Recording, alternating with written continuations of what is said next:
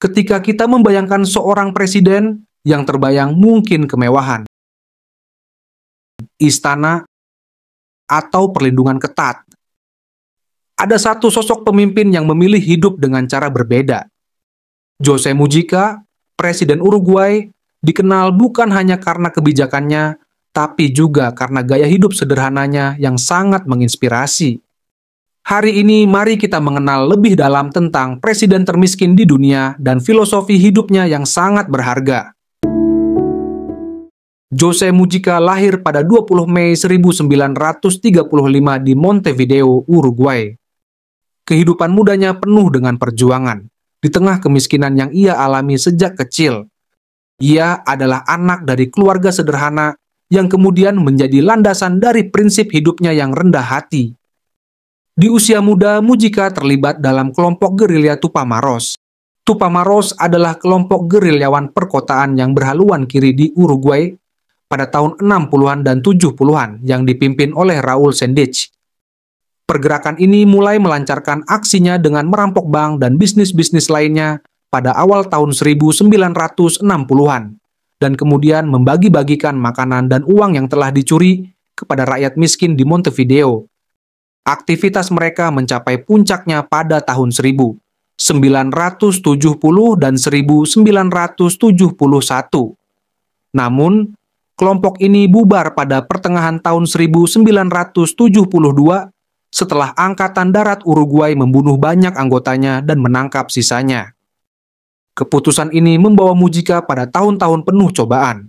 Bahkan ia pernah ditangkap dan dipenjara selama 14 tahun. Selama 14 tahun di penjara, sebagian besar waktu Mujica dihabiskan di sel isolasi.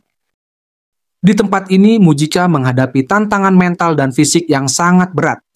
Namun, masa-masa kelam ini justru menjadi titik balik bagi dirinya, yang membentuk filosofi sejarah dan penghargaan atas kebebasan serta hidup yang damai.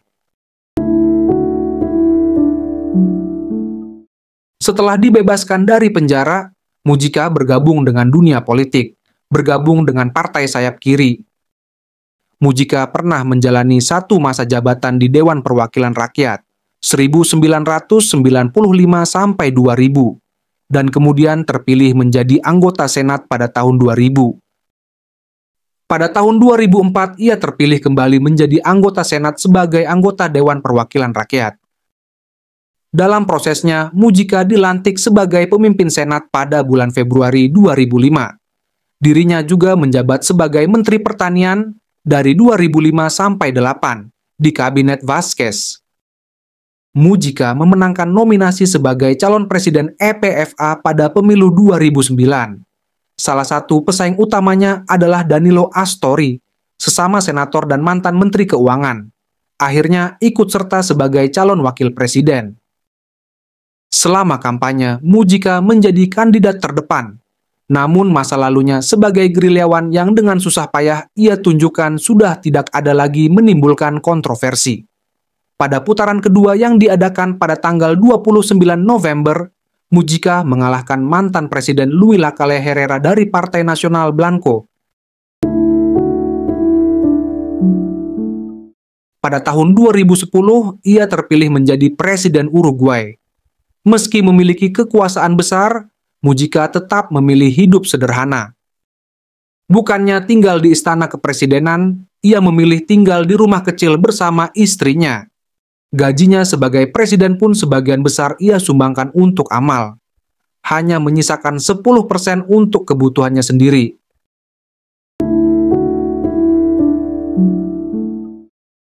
Sebagai presiden, Mujica dikenal karena kebijakan-kebijakan progresifnya. Mujica mengusulkan agar pemerintah melegalkan dan mendistribusikan marijuana untuk memotong pendapatan bagi pengedar narkoba. Kemudian pada bulan November, sebuah rancangan undang-undang diperkenalkan di DPR yang menguraikan kerangka kerja untuk regulasi pemerintah tentang produksi, penjualan, dan konsumsi marijuana. Pada akhir Desember 2013, DPR dan Senat telah meloloskan RUU tersebut, dan Mujica telah menandatanganinya menjadi undang-undang. Ia membuat Uruguay menjadi negara pertama yang melegalkan marijuana, bukan untuk mendorong penggunaan, tetapi untuk mengurangi perdagangan narkoba ilegal. Selain itu, dia juga fokus pada kesejahteraan rakyat melalui program-program sosial yang berpihak pada rakyat kecil. Mujica sering berkata, kemewahan bukanlah kebahagiaan, kebahagiaan adalah rasa cukup. Filosofi ini diwujudkan dalam setiap kebijakan yang ia buat, di mana tujuan akhirnya adalah kebahagiaan dan kesejahteraan rakyat.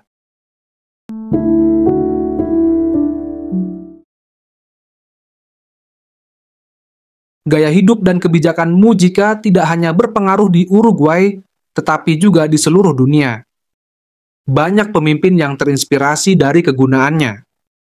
Ia dianggap sebagai simbol dari pemimpin yang benar-benar melayani rakyat, bukan mengumpulkan kekayaan pribadi.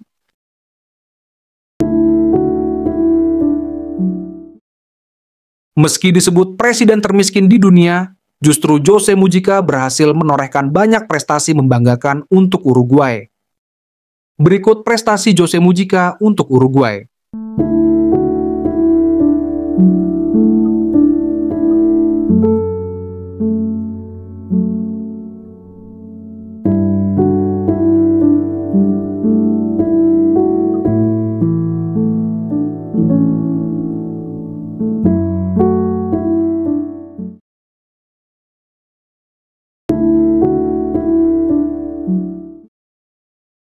Jose Mujica meninggalkan warisan yang begitu berharga bagi Uruguay dan dunia. Ia menunjukkan bahwa kekuasaan tidak harus diikuti dengan kemewahan. Baginya, seorang pemimpin sejati adalah mereka yang mendahulukan kesejahteraan rakyatnya. Kisah Mujica adalah pengingat bagi kita semua bahwa kebahagiaan tidak datang darinya harta, tetapi dari pengabdian dan rasa cukup.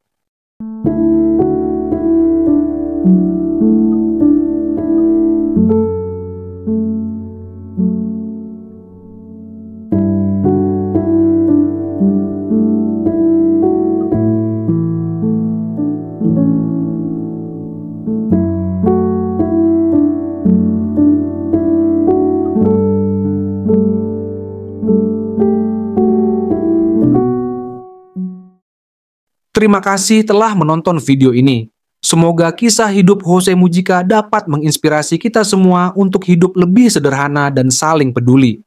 Ayo dukung channel kami dengan menekan like, komen, dan subscribe untuk kisah inspiratif lainnya. Terima kasih.